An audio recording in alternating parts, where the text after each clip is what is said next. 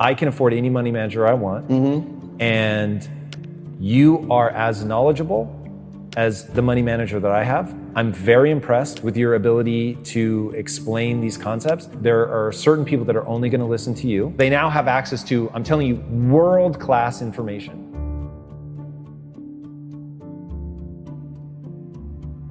Wealthy people do three things, man. They stop trading time for money. They make their money work for them. And they give as much value to people as they can. And so I learned that as I got older. That part really didn't make sense to me at the time, but the money working for you part, and I was like, how do you make your money work for you? Again, all I know is how to go get money. So he says, wealthy people, first they get into stocks, then they start a business, and then they get real estate. I took my time, I researched the Warren Buffetts and the Peter Lynch's, and I'm not gonna lie, in the beginning, that shit was like Chinese to me. Right? This is a foreign language. And so what happened to me was it started reminding me of being in the streets. Everything about it. And I heard this term one time that said, the real gangsters are on Wall Street. Once you know how something works, then you can get good at it. But if you, and I really think the vast majority of humanity, and I don't care what class you're in, the vast majority of humanity does not understand how the world works. Therefore, they are at the mercy of the world, and the people that figure out how it works can change things. You know, you have to understand how things work. And like, yeah, that is to me what is so powerful about you. You understand a game that a lot of people that are disenfranchised understand, the streets. And you're saying, motherfuckers, this is just physics. Let me show you the correlate over here. It's all the same shit. It's the same. That's it. And so that's important for me, the understanding the basics and the fundamentals. Like once you start understanding the fundamentals, you give yourself power. Because you now understand, like you said, you see how the machine works, right? And so most people look at the machine and marvel and say either, like most people look at the stock market, 98% of the people who I know look at the stock market and say, yo, that's not a game I can play. I'm staying away from it. And so the way it's set up is, the world is set up, well, listen, cool, I don't even want you to play. Just give me your money, I'll play it for you.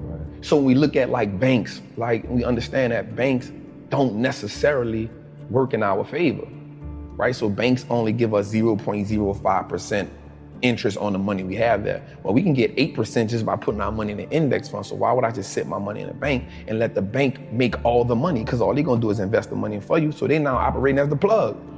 They operate now as the man who, I'm gonna front you this, I'm gonna make my money, I'm gonna take the cut, I'm gonna give you just enough to keep coming back. I wanna go to the plug. Who is the plug?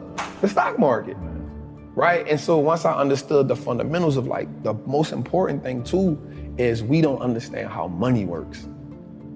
That's a whole different language in its own. The relationship with money in my community is you make money just enough to pay bills. And so once you get tired of paying bills, you say, you know what? I need to treat myself to something, right? No matter if I gotta go in debt, no matter if I need to treat myself to something to take this misery away.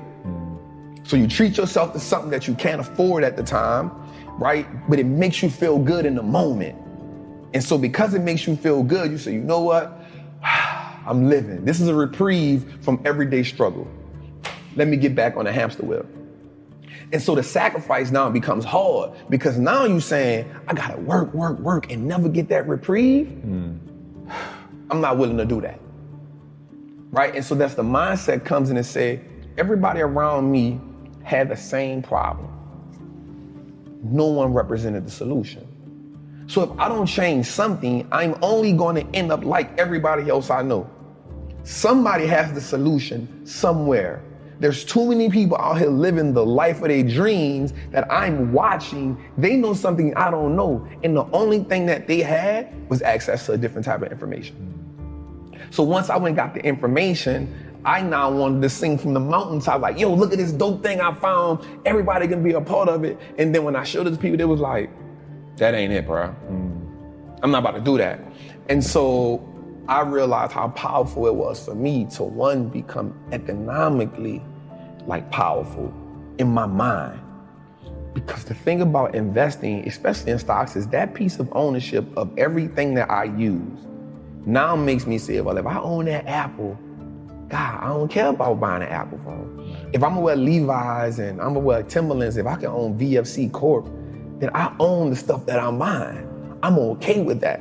Like that subtle shift in my mindset changed everything for me. Because now I was after just owning everything that I consumed. In the beginning, that was my introduction to the game. Let me just own everything I consume and then I'll feel okay. Owning a stock is like, it's owning a percentage of a great business. And so once I understood that concept, I understood that the key to wealth is through ownership. Like that was one of the things that made it click, because I studied the wealthy people. The key to building wealth is not how much you can work. You can't work your way to wealth. You got to invest your way there. And all wealthy people, black, white, Asian, Chinese, they own a whole bunch of shit. The people who aren't wealthy is because they don't own nothing. You only have your money sitting in cash. If your money is just sitting in cash, realistically, you're becoming poorer every day. Right, or they own depreciating assets. And that's what cash is. It's a depreciating asset, because the more money they print, the more money that money loses value. Right. So if it's just sitting, it's the reason why the bank wants you to have your money there, so they can take it and use it and invest it so much and be like, hey, it's just sitting, I'm gonna give you 50 cents on whatever you had in there. Right. And so the idea of ownership was, we can just start owning everything that no matter if it's just a stock. Like that's powerful, because if you can start owning the businesses that you now consume every day, you turn a one-time transaction to a lifetime of profit. Because if I go to the store and buy a pair of Nikes, that's a one-time transaction. In order for me to get something from them again, I gotta come back and buy another pair of Nikes. But if I own the Nike stock, long as I own it, it's a profitable vehicle for me. So that one-time transaction can become a lifetime of profit if I own that business. And another great thing about the stock market is it makes me pay attention to the world. And so now I understand what's going on in the world. I started learning business cycles, market cycles. You know what I'm saying? Like, because now I can understand, this is okay. Things are going out of business. Okay, we're in this cycle. Okay, people are hiring. Okay, we're in expansion cycle. And so now I took an economic class on my own without just understanding the world. And so you start understanding when something is happening in China. Okay, something happening in China, so I own Apple. Apple has 20% of their revenue in China. Okay, they might take a little hit right now. What do you say to people that don't think they have enough money to invest? So the important thing for me to tell them is start where you are. You build a mansion, you build an empire, you build it brick by brick. Like you start with $25. If you can do $25 a month, that's cool. If you can do $25 a week, that's cool. Because what happens is, once you start understanding the power of how your money works, you'll start saying, I don't need to do that, because that's taken away from this. That 25 will now become $50. Guaranteed. That 50 will now become 100, because you're gonna start doing more with less. The person who works out and sees that they drop 10 pounds in 2 weeks says, you know what, I'm gonna go a little harder, because I know if I can drop 10, I can drop 20, right? I know if I see one muscle shape up, I know it's possible. The word possible is so powerful. Possible changes the game. Instead of it being impossible, we now say I am possible, or I'm possible. That changes the dynamic. So the first mindset is saying, invest in your first stock. It don't have to be a winner. It doesn't have to be a home run. It can be an AT&T stock that costs $26 right now. It may not be the best investment in the world, but you started, right? And the great thing about anything is you can't be great if you never go to practice. You can't hit 81 if you never get in the gym.